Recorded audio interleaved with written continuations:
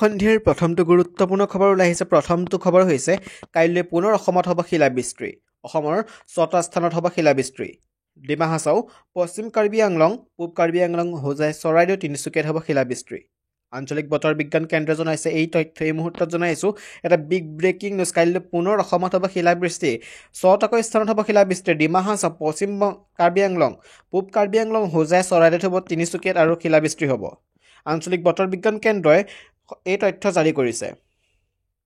ইপিনে 24 ঘণ্টাত দেশত ক'ভিডত আক্ৰান্ত হৈছে 752জন লোক। শুকুৰবাৰৰ দিনটোত ক'ভিডত আক্ৰান্ত হৈ 4জনৰ মৃত্যু হৈছে। এই পৰ্যন্ত দেশত ক'ভিডত আক্ৰান্ত হৈ 20জনৰ মৃত্যু হৈছে। বৰ্তমান ক'ভিড সক্ৰিয় ৰোগীৰ সংখ্যা হৈছে 3420 জন। কেৰালাত সৰ্বাধিক ক'ভিড আক্ৰান্তৰ মৃত্যু। ভাৰতৰ ক'ভিডৰ নতুন ভেৰিয়েণ্ট JN1 আক্ৰান্ত হৈছে 22 জন। ইয়াৰে 21 জন গোৱা আৰু 1জন কেৰালাৰ। ইপিনে 25,500 টেট শিক্ষকৰ সংগ্ৰাম সংকল্প। কোনোপধ্যেই মানি নলয় নিয়মীয়াকৰণৰ চৰ্ত।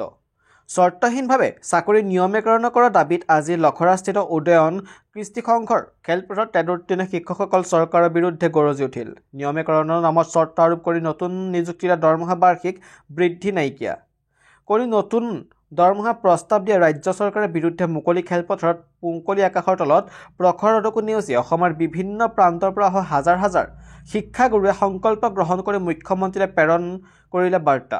সদৌ অসম প্ৰাথমিক টেট উত্তীৰ্ণ শিক্ষকৰ সমাজৰ অন্তৰ্গত 25,500 ঠিকাভিত্তিক শিক্ষকৰ এজন শিক্ষকেও চৰ্ত আৰোপ কৰি নিয়মীয়াকৰণ কৰিবলৈ ওলোৱা সিদ্ধান্ত কোনো কাৰণতে মানি নোলোৱাৰ সংকল্প শিক্ষকসকলে সমাবেত গ্ৰহণ কৰে। আজিৰ সমাৱেশত সদৌ অসম প্ৰাথমিক টেট উত্তীৰ্ণ শিক্ষক সমাজৰ সভাপতি সম্পাদক তথা সমূহৰ বিষয়ববীয়াৰ লগত অসম ৰাজ্যিক প্ৰাথমিক শিক্ষক সন্মিলনৰ সভাপতি অখিল চন্দ্ৰ নাথ, বিশিষ্ট শিক্ষাবিদ দয়ানন্দ পাঠক, সদৌ অসম সন্মিলিত শিক্ষক মঞ্চৰ সম্পাদক তথা অন্যান্য বিশিষ্ট ব্যক্তিসকল অংশগ্ৰহণ কৰে। টেট উত্তীৰ্ণ শিক্ষক চৰকাৰে কৰা প্ৰতাৰণাৰ বিৰুদ্ধে ঐক্যবদ্ধভাৱে থিয় হোৱাৰ কথা ঘোষণা কৰে। খবৰ হৈছে নতুন বছৰত পাৰ্টি কৰিব বিচৰাসকল সাৱধান। ৰাজ্যৰ প্ৰান্তে প্ৰান্তে ঘূৰিব আৰক্ষীৰ ইণ্টাৰচেপ্টৰ বাহন। সুৰাপান কৰি গাড়ী চলালে পৰিব বিপদত। অসম আৰক্ষীত আজিৰে পৰা সংযোজন হৈছে 10খন ইণ্টাৰচেপ্টৰ বাহন। 150টা ব্ৰেথ এনালাইজাৰ সংযোজন অসম আৰক্ষীত। বিহুৰ সময়লৈ সুৰাপানৰ বিৰুদ্ধে আৰক্ষীয়ে চলাব অভিযান। দুৰ্ঘটনামুক্ত অসম গঢ়াৰ লক্ষ্যৰে এই ব্যৱস্থা গ্ৰহণ কৰিছে। এই মুহূৰ্তত জনাইছে বিগ ব্ৰেকিং নিউজ। নতুন বছৰৰ পাৰ্টি কৰা সকলৰ বাবে সাৱধান। ইণ্টাৰচেপ্টৰ বাহন 10খন নতুনকৈ সংযোজন হৈছে আৰু 150টা ব্ৰেথ এনালাইজাৰ সংযোজন কৰা হৈছে। আৰু ৰাজ্যৰ প্ৰান্তে প্ৰান্তে ঘূৰিব আৰক্ষীৰ ইণ্টাৰচেপ্টৰ বাহন।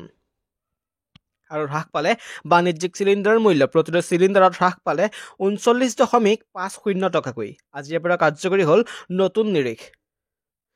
ইতিমধ্যে অসমত আহি পালে ক'ভিড। গুৱাহাটীৰ যুৱতী ক'ভিডত আক্ৰান্ত। ছুইডেনৰ পৰা উভতি অহা যুৱতী দেশত ক'ভিড পজিটিভ ধৰা পৰিছে। আক্ৰান্ত যুৱতীগৰাকী হোম আইচলেশ্যনত আছে। বৃহস্পতিবাৰে GMCHত স্বাস্থ্য পৰীক্ষা কৰোঁতে ধৰা পৰে ক'ভিড। এই মুহূৰ্তত জনাইছে বিগ ব্ৰেকিং নিউজ। অসমত আকৌ আহিল ক'ভিড। গুৱাহাটীৰ পৰা ক'ভিডত আক্ৰান্ত হৈছে এজনী ছোৱালী। এজনী যুৱতী ছুইডেনৰ পৰা অহা যুৱতীগৰাকী গাত ধৰা পৰিছে ক'ভিড পজিটিভ। ইতিমধ্যে হোম আইচলেশ্যনত ৰখা হৈছে আৰু GMCHত স্বাস্থ্য পৰীক্ষা কৰোঁতে ধৰা পৰিছে ক'ভিড পজিটিভ। ৰাজ্যৰ শিক্ষকসকলে শিক্ষা বিভাগৰ কঠোৰ নিৰ্দেশনা। উচ্চ শিক্ষাৰ বাবে অনুমতি ল'ব লাগিব শিক্ষকে। অনুমতি অবিহনে উচ্চ শিক্ষালৈ শিক্ষকৰ বিৰুদ্ধে ল'ব ব্যৱস্থা। অনুমতি অবিহনে নামভৰ্তি কৰিব নোৱাৰিব BEd কলেজত। ধৰা পৰিলে বিভাগে ব্যৱস্থা ল'ব ৰাজ্য চৰকাৰে। এই মুহূৰ্তত বিগ ব্ৰেকিং নিউজ। ৰাজ্যৰ শিক্ষকসকললৈ শিক্ষা বিভাগৰ কঠোৰ নিৰ্দেশনা জনাইছে। উচ্চ শিক্ষাৰ বাবে অনুমতি ল'ব লাগিব শিক্ষকসকলে। অনুমতি অবিহনেই উচ্চ শিক্ষাক লৈ শিক্ষকৰ বিৰুদ্ধে ল'ব ব্যৱস্থা। অনুমতি অবিহনে নামভৰ্তি কৰিব নোৱাৰিব BEd কলেজত। লগতে ধৰা পৰিলে বিভাগে ব্যৱস্থা ল'ব ৰাজ্য চৰকাৰে। ইণ্ডিয়াৰ প্ৰধানমন্ত্ৰী পদৰ প্ৰাৰ্থীৰূপে খৰ্গেৰ নাম প্ৰস্তাৱ। বিজেপিৰ বিৰুদ্ধে 270খন আসনত প্ৰাৰ্থী দিব পাৰে কংগ্ৰেছে। আন দললৈ এৰিব 270খন। বৈঠকত ছোনিয়া গান্ধী, ৰাহুল গান্ধী, লালু প্ৰসাদ যাদৱ, শাৰদ পাৱাৰ, অখিলেশ যাদৱ, MK ষ্টালিন, ফাৰুক আব্দুল্লা, ওমৰ আব্দুল্লা, মেহবুবা মুফতি, উদ্ধৱ ঠাকৰেৰ ধৰি 18টা দলৰ নেতৃবৰ্গ যোগদান। বিৰোধী মৰ্চা ইণ্ডিয়াৰ মঙলবাৰে 19 ডিচেম্বৰত অনুষ্ঠিত 4খন বৈঠকত আজি পশ্চিমবংগৰ মুখ্যমন্ত্ৰী তথা তৃণমূল কংগ্ৰেছৰ মুৰব্বী মমতা বেনাৰ্জীয়ে কংগ্ৰেছৰ সভাপতি মল্লিকাৰ্জুন খাৰ্গেৰ নামৰ প্ৰধানমন্ত্ৰী পদৰ প্ৰাৰ্থীৰূপে প্ৰস্তাৱ কৰে। আনহাতে দিল্লীৰ মুখ্যমন্ত্ৰী তথা আপৰ মুৰব্বী অৰবিন্দ কেজৰিৱালে এই প্ৰস্তাৱত সমৰ্থন জনায়। উক্ত বৈঠকৰ পাছতে MDMKৰ নেতা ভাইকোৱে সংবাদ মাধ্যমৰ আগত এই কথা প্ৰকাশ কৰে। ইণ্ডিয়া মৰ্চাৰ প্ৰধানমন্ত্ৰী পদৰ প্ৰাৰ্থী কোন হ'ব সেই জল্পনা কল্পনা চলি থকাৰ সময়তে তথা শেহতীয়াকৈ বিজেপি দলিত আৰু OBC নেতাক দুখন ৰাজ্যৰ মুখ্যমন্ত্ৰী পতাৰ সময়ত মৰ্চা ইণ্ডিয়াই দলিত নেতা খাৰ্গেৰ নাম প্ৰধানমন্ত্ৰী পদৰ বাবে প্ৰস্তাৱ কৰাটো তাৎপৰ্যপূৰ্ণ। তদুপৰি কংগ্ৰেছৰ নেতা ৰাহুল গান্ধী আৰু JDUৰ নেতা নীতিশ কুমাৰৰ কথাও মুখ্যমন্ত্ৰী পদৰ বাবে চৰ্চিত হোৱাৰ সময়ত এনে প্ৰস্তাৱে ৰাজনৈতিক মহলত বিশেষ গুৰুত্ব লাভ কৰিব। অৱশ্যে কিছু নেতাই জনায় যে এই সম্পৰ্কত চূড়ান্ত সিদ্ধান্ত হোৱা নাই। আনহাতে দেশৰ প্ৰথম দলিত প্ৰধানমন্ত্ৰী হ'বলৈ খাৰ্গেৰ নাম প্ৰস্তাৱ কৰা সাংবাদিকৰ আগত খাৰ্গে কয় যে মই দলিত নিষ্পত্তিৰ বাবে কাম কৰি আছো। প্ৰথমে আমি সকলোৱে বিজয়ী হৈ আহিব লাগিব, তাৰ পাছত আমি এই বিষয়ে আলোচনা কৰিম। যদি আমাৰ সংখ্যাগৰিষ্ঠতা নাথাকে তেতিয়া প্ৰধানমন্ত্ৰীৰ কথা আলোচনা কৰি কি হ'ব? প্ৰথমে আমি বিজয়ী হ'ব লাগিব আৰু সংখ্যাগৰিষ্ঠতা লাভ কৰিব লাগিব, তাৰ পাছতে সংসদে গণতান্ত্ৰিকভাৱে সিদ্ধান্ত ল'ব। আজিৰ বৈঠকত কংগ্ৰেছৰ নেত্ৰী সোনিয়া গান্ধী, ৰাহুল গান্ধী, কংগ্ৰেছৰ সভাপতি মল্লিকাৰ্জুন খৰ্গে, RJDৰ নেতা লালু প্ৰসাদ যাদৱ, NCPৰ শাৰদ পাৱাৰ, সমাজবাদী পাৰ্টিৰ নেতা অখিলেশ যাদৱ, দিল্লীৰ মুখ্যমন্ত্ৰী অৰবিন্দ কেজৰিৱাল, বিহাৰৰ মুখ্যমন্ত্ৰী নীতিশ কুমাৰ, তামিলনাডুৰ মুখ্যমন্ত্ৰী MK ষ্টালিন, নেশ্যনেল কনফাৰেন্সৰ নেতা ফাৰুক আব্দুল্লা, উমৰ আব্দুল্লা, পশ্চিমবংগৰ মুখ্যমন্ত্ৰী মমতা বেনাৰ্জী, কাশ্মীৰৰ মেহবুবা মুফতি, RLDৰ নেতা জয়ন্তী চৌধুৰী, উদ্ধৱ ঠাকৰে আদি উপস্থিত থাকে। দিল্লীৰ অশোক হোটেলত অনুষ্ঠিত এই বৈঠকত মুঠ 18টা দলৰ প্ৰতিনিধি আছিল বুলি খৰ্গেই জনায়। শিক্ষক, বিষয়া, কৰ্মচাৰী, শ্ৰমিকৰ উত্তাল প্ৰতিবাদ। পুৰণি পেঞ্চন ব্যৱস্থা পুনৰ বাহালৰ দাবী। পুৰণি পেঞ্চন ব্যৱস্থা পুনৰ বাহালত দাবী আজি উত্তাল হ'ল মহানগৰী নাৰেংগী। সদৌ অসম কৰ্মচাৰী পৰিষদ আহ্বানত ৰাজ্যখনৰ 10ৰো অধিক শিক্ষক, বিষয়া, কৰ্মচাৰীৰ শ্ৰমিক সংগঠনৰ লগত পৰিষদৰ জিলাসমূহৰ পৰা অহা প্ৰায় 3000 প্ৰতিনিধিয়ে গুৱাহাটী নাৰেংগীত ক্ৰীড়াসন্থাৰ খেলপথাৰত নতুন পেঞ্চন ব্যৱস্থা বাতিল কৰি পুৰণি পেঞ্চন ব্যৱস্থা পুনৰ বাহালৰ দাবীত এক বিশাল প্ৰতিবাদী কাৰ্যসূচী ৰূপায়ণ কৰে। প্ৰতিবাদী সভাত বিভিন্ন শ্ৰমিক, কৰ্মচাৰী, বিষয়া, শিক্ষক বিষয়া সংগঠনৰ সভাপতি, সাধাৰণ সম্পাদকসকলে নতুন পেঞ্চন ব্যৱস্থাৰ ভয়াৱহতাৰ বিষয়ে ভাষণ দিয়ে। পৰিষদৰ সভাপতি দীপেন শৰ্মা আৰু সম্পাদক প্ৰধান দিলীপ কলিতাই কয় যে কৰ্মচাৰীৰ দৰমহা আৰু পেঞ্চন ৰাজ্য চৰকাৰৰ নিজা বিষয়। কৰ্মচাৰীসকলৰ ভৱিষ্যত সুৰক্ষিত কৰাটো চৰকাৰৰ দায়িত্ব। পেঞ্চন কৰ্মচাৰীৰ অধিকাৰ, ই অনুগ্ৰহ নহয়।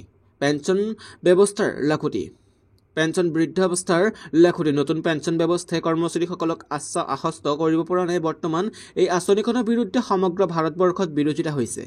বহু ৰাজ্যই নতুন পেঞ্চন ব্যৱস্থা বাতিল কৰি পুৰণি পেঞ্চন ব্যৱস্থা পুনৰ বাহাল কৰিছে। ৰাজ্যখনৰ শ্ৰমিক, কৰ্মচাৰী, শিক্ষক, বিষয়াসকলৰ ভৱিষ্যতৰ সুৰক্ষাৰ প্ৰতি লক্ষ্য ৰাখি অসমতো পুৰণি পেঞ্চন ব্যৱস্থা পুনৰ প্ৰৱৰ্তন কৰিব লাগে। আজিৰ প্ৰতিবাদী সভাত সকলোবোৰ সন্থা সংঘৰ প্ৰতিনিধিয়ে নতুন পেঞ্চন ব্যৱস্থা বাতিল কৰি পুৰণি পেঞ্চন ব্যৱস্থা পুনৰ বাহাল নকৰা পৰ্যন্ত সংগ্ৰাম অব্যাহত ৰখাৰ সপক্ষে মতামত প্ৰকাশ কৰে। আনহাতে নতুন পেঞ্চন ব্যৱস্থা বাতিলৰ বাবে এক ঐক্যবদ্ধ সংগ্ৰামৰ পোষকতা কৰে। 35,000 টেট উত্তীৰ্ণ শিক্ষকক দিয়া নাই দৰমহা। 13 মাহৰ পৰা 13 তাৰিখৰ পাৰ হৈ গ'ল যদিও প্ৰায় 35,000 টেট উত্তীৰ্ণ ঠিকাভিত্তিক আৰু ষ্টেট পুলৰ শিক্ষকে লাভ কৰা নাই নৱেম্বৰ মাহৰ দৰমহা। শিক্ষকসকলৰ নতুন দৰমহা, চাকৰি নিয়মীকৰণ, নতুন নিযুক্তি পত্ৰ লোৱা নাইবা বৰ্তমান পাই থকা দৰমহাতে সৰ্বশিক্ষাৰ অধীনত ঠিকাভিত্তিক হৈ থকাৰ সুযোগ দিছে ৰাজ্য চৰকাৰে।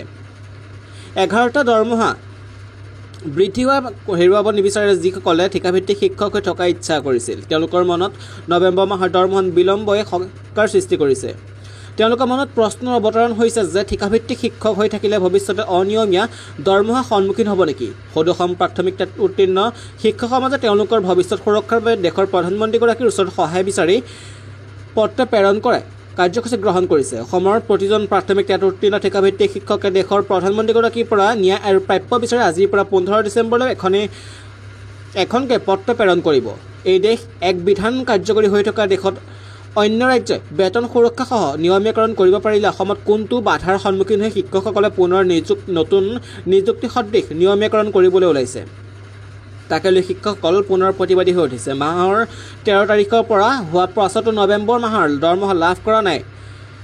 সৰ্বশিক্ষাৰ অধীনত কৰ্মৰত প্ৰাথমিক টেট উত্তীৰ্ণ শিক্ষকসকলে যিটো সময়ত অসমৰ শিক্ষক কৰ্মচাৰীৰ দৰমহা মাহৰ প্ৰথম সপ্তাহতে হয় বুলি চৰকাৰী বিজ্ঞাপনত প্ৰকাশিত হয়, সেই একে সময়তে যোৱা কেইবাটাও মাহ দৰমহাৰ সময়তে লাভ কৰা নাই টেট উত্তীৰ্ণ ঠিকাভিত্তিক শিক্ষকসকলে।